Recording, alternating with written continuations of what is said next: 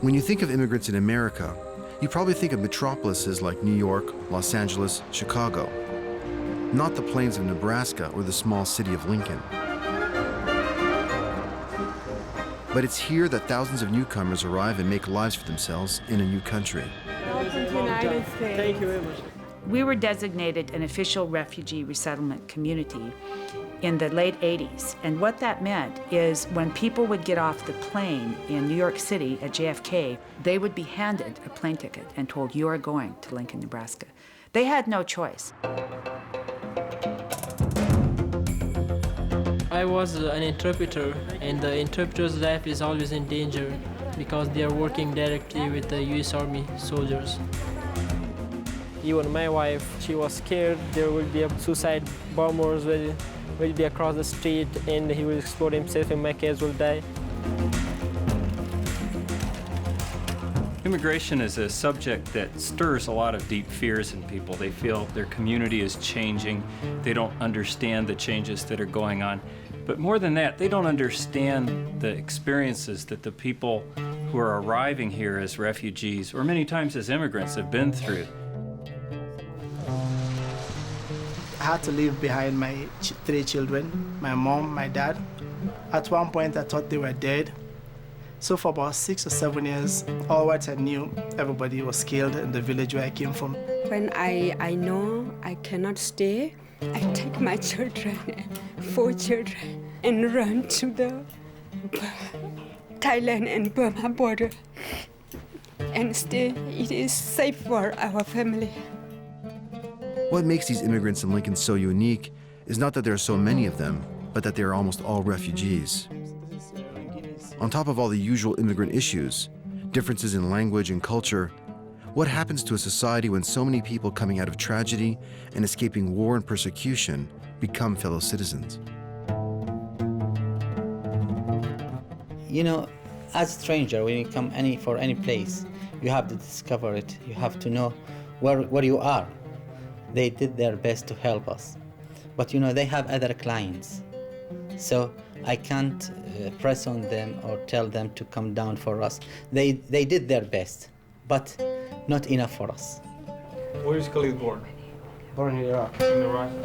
Iraq, not Iran. Yeah. If everything, goes through, it shouldn't take more than, a year or so. A year? He doesn't have, work, he doesn't have any documents. It'd be much easier to do. Oh, you're F1. Yeah. So you're not permanent. No. I can give you the application, I can give you the instructions, and you can see what it says. But if you have any questions, like if you ask me things like, should I apply, or what happens, I can't tell you because I'm not an attorney. I can see that refugees are depending on their traditions and their own life, and they are lonely, not able to go into the Americans' life yet. Even if they stay for 8 years or 9 years or 10 years, still you go to them, you find them they have something which is still tidy, as if they fear something which is unknown. Our government enables people to come here, but then just leaves them adrift.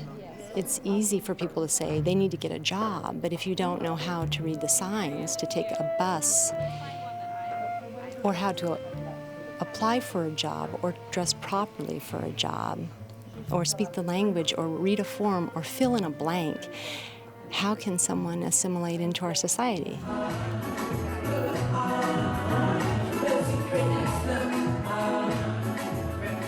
When I came, I think I had lost everything when I came to Lincoln.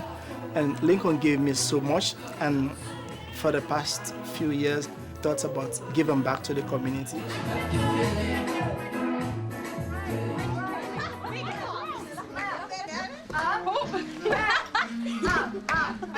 Language is the key, You can know. When you have a language, you can communicate with people. But without language, you be like blind person. So it's very important to encourage them to come to school and learn. Now they are doing okay. They can say their name, they can write the address, they can answer the phone. Can you walk to school with a train? I want to admit my kids in the school first. That's my first priority, to admit them in the school.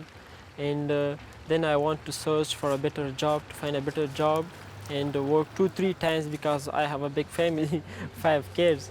And I want to live here forever.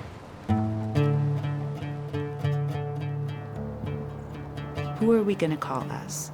Are we going to call us only white people, only rich people, only people who've been here a long time, only Christians? Who do we want to include in our circle of caring? Who do we want to extend compassion to, extend justice to, and fairness to?